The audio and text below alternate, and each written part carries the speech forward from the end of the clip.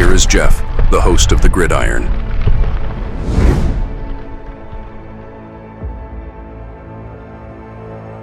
Fourth and goal to go with the 2. 34 seconds left to go in the ball game. This is the play right now. Takes the snap. Targeted goes in. Targeted all alone. And the quarterback keeps. Wow, what a call. Nobody touched him. Now, once again, things that got learned from the 2007 Giants. Now, in this article I'm going to read, it's a lot of it was after the collapse, shall we say, of the 2003 Giants, right? They had a lot of injuries that year. Well, in 2000, Fossil obviously took the Giants to the Super Bowl. Right? Of course, we got annihilated 842,000-7, but another story for another day. 2001, we had a bad year. I think we won 4 games. 2002, though, right? We did very, very well. We went back to the playoffs. Unfortunately, that year, I don't like talking about it. We were beating the 49ers 38-14 with about 4 minutes to go in the third quarter. And of course, we lost the game 39-38. Now, there's so many things that went wrong with that. You know, the last play of the game where I think it was Seibert or someone, I can't remember who it was down the field, and he was an eligible wide receiver, and somebody like pulled him down, and the refs didn't call it. Somebody. Shockey had a ball go through his hands in the end zone. If he caught that ball, the Giants would have been up like 42-14. And that might have been too much for them to come back, whatever, but they were just, But then that was in 2002. 2003, we had a horrible season, a lot of injuries. Fossil got fired. In came Coughlin, right? But 2003 was horrible. 2024 was horrible, right? 2004, they didn't fire the coach, but they kept the same coach. But new quarterback, right? Brought in a veteran to start, drafted a rookie quarterback, hopefully to lead us for the future.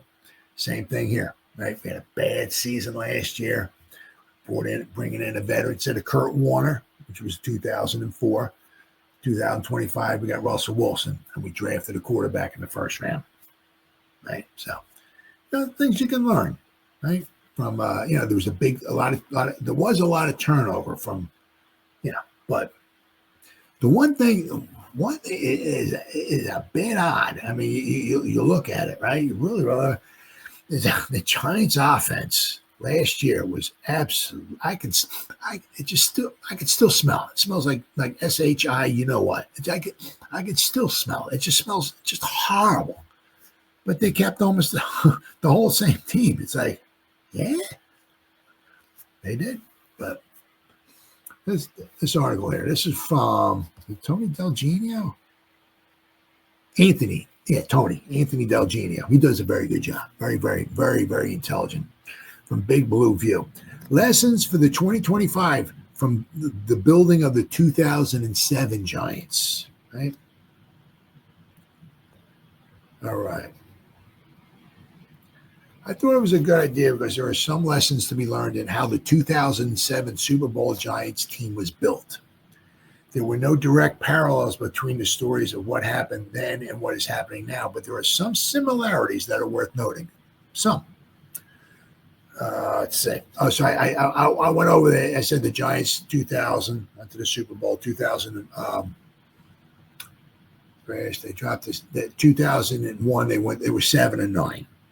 They rebounded to 10-6 in 2002, and then they blew the wild card game. They were up 38-14 against the 49ers, and they lost 39-38.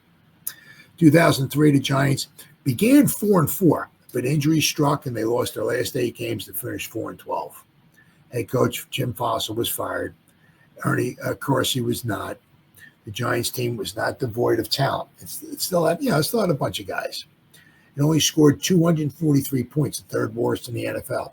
On a defense, it had a stout defensive line, but yet it gave up 387 points, which is the 4th worst in the NFL. This was in 2003. People think that things changed when, of course, he swung the draft deal to get Eli Manning. But Eli was terrible when he finally got put on the field, started midway through his rookie season. The Giants finished 6-10 despite having Kurt Warner, who would later win his second Super Bowl at quarterback. Giants, as part of the deal for Eli, had given up their first and fifth round picks in 2005, and they had no seventh round pick either. It would look bleak for them to substantially improve through the draft. But, so in 2000, they had 4 picks in 2005. 4. That was it. And they had to try to start rebuilding this roster. But they didn't have a first round pick because they traded that in 2005. They traded that away to the Chargers so they can get Eli. But in the second round, they took Corey Webster. Third round, they took Justin Tuck. And then, of course, round 4, they took Brandon Jacobs. That's a 75% hit rate despite no first round pick. They also signed free agent Plaxico Burress, Antonio Pierce. My God, he was so good. And Sean O'Hara. Huge home runs. Those 6 guys right there, grand slams. With modest improvement from Manning, they made the playoffs in 2005. They went from 6-10, and in 2004, and in 2005 they went to the playoffs. Of course, they lost 23-0 in the wild card game to the Panthers. That was a horrible game to watch. But anyway, the Giants, they had they had a modest turnover of players. The players by 2005, half the offense had been together for at least 2 years.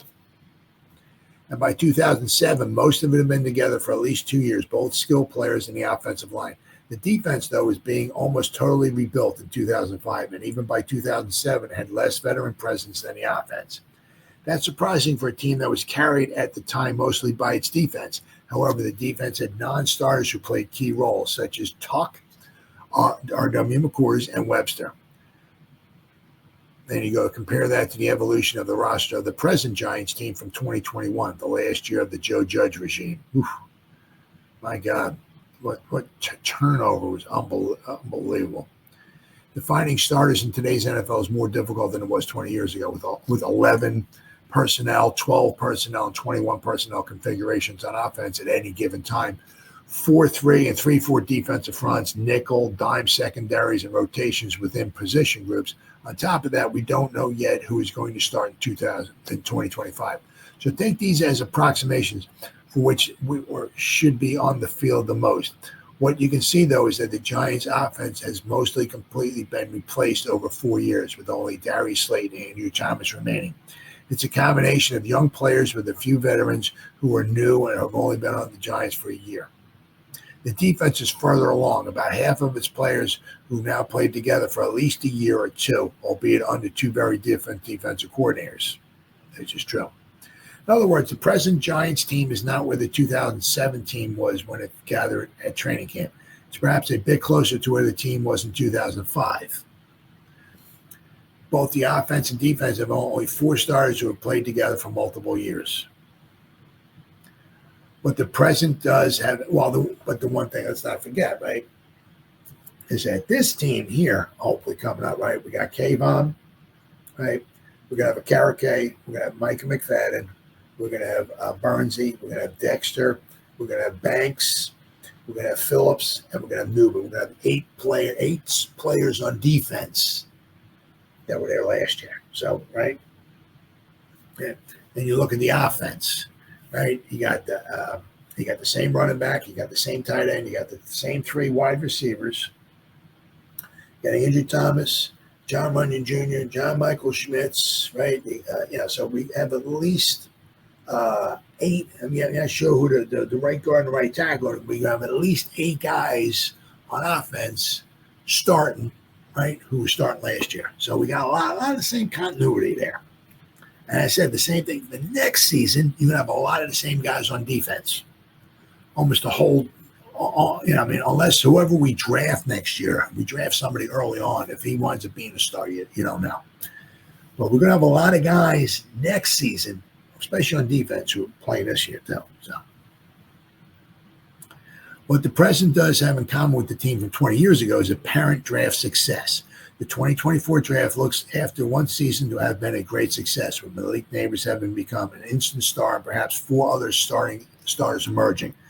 You got Theo Johnson, right? You got Tyrone Tracy Jr., you got Newman, you got Phillips, and we got Malik Neighbors. We got 5. Right? Likewise, every pick from the 2025 draft seems promising.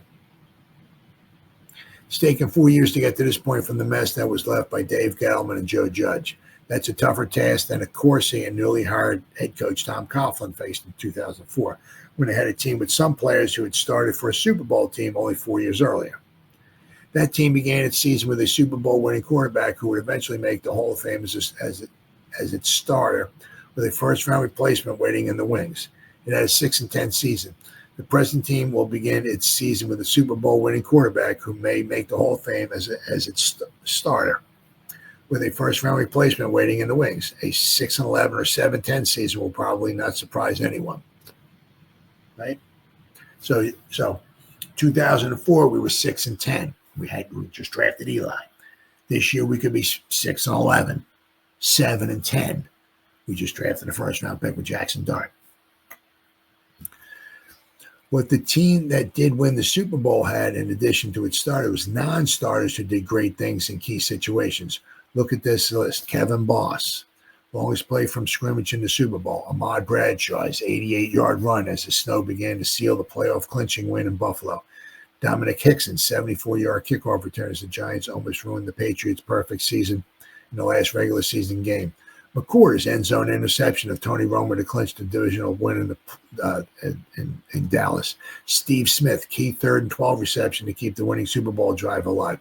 Derek Ward, 215-yard rushing game the next season to clinch home field in the playoffs. Now, our running backs were unbelievable. We had Derek Ward, Brandon Jacobs, Ahmad Bradshaw. I mean, those 3 guys, freaking incredible. What a 3-headed monster we have. My goodness, were those guys good. Corey Webster's interception in overtime in Green Bay to basically get the Giants to the Super Bowl.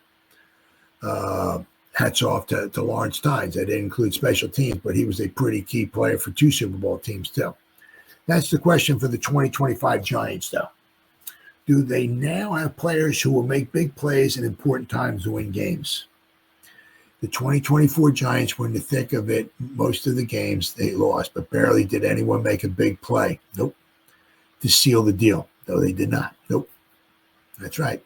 Not the starters and not the key reserves. Talent-wise, the Giants roster may not be far off from that team from the 2005 team. Time will tell if they have players who step up when games are on the line. That's huge, right? Oh, hey, what's up, buddy? How's it going, pal?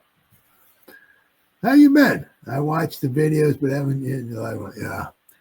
Sometimes I wind up going live at like 11:30 and stuff like that. So I do apologize. Hey, thanks for checking in, though, pal. Man, it's good. Good to see you.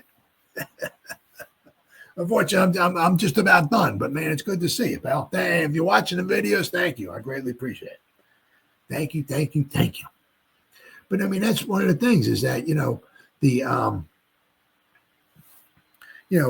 there weren't a lot of close games last year. I mean, they lost. Right, I think they won 1, but they lost almost all of them. And it sometimes comes down to making a play, one play, whether it's on defense, you stopping another team's drive, or whether it's on offense, you make a play. I mean, it comes down to making a play, right? Sometimes it comes down to luck. Sometimes it comes down to making a play. Now, just before I leave, I'll give you one example. Sometimes it comes down to luck. Well, the luck was when we played the Commanders. Commanders went to the championship game. They were very good, right? We could have beaten them both times, especially the first time we beat them. When luck comes in, we don't have a kicker. I mean, how many games end where the one team doesn't have a kicker? Not many. Well, that's what happened to the Giants that game, right? Well, we had the Scottish Hammer, but, he wasn't there. I think he tried the first extra point. He missed terribly. And after that, we didn't kick no field goals, went for 2-point conversions, and nothing. Just everything went wrong, right? So we didn't have a kicker. So we had no luck that game. But also in that game, too, it comes down to making a play, right? Was it 4th down or whatever it was? Whatever it was, the 3rd or 4th.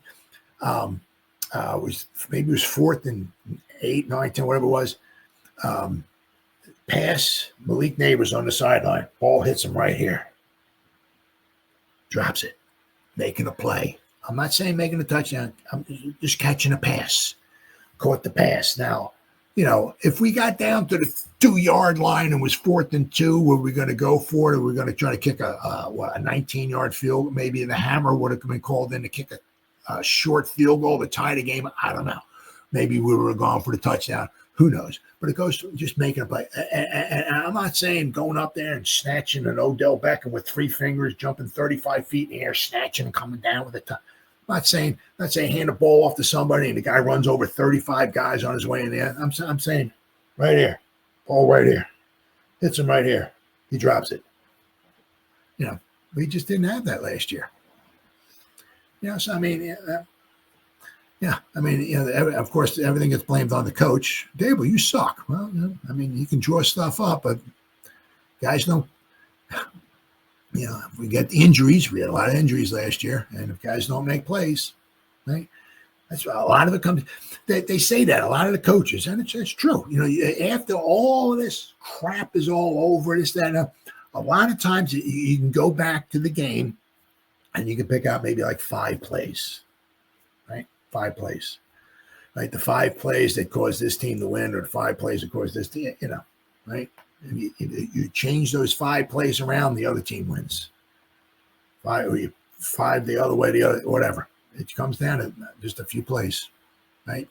All this preparing, all that stuff, but you don't know when the plays are. There's no, the football gods don't, shine a bright light down from heaven, and give you a sign. Oh, this is going to be the play right here. It's going to change the. You don't know. You have no idea.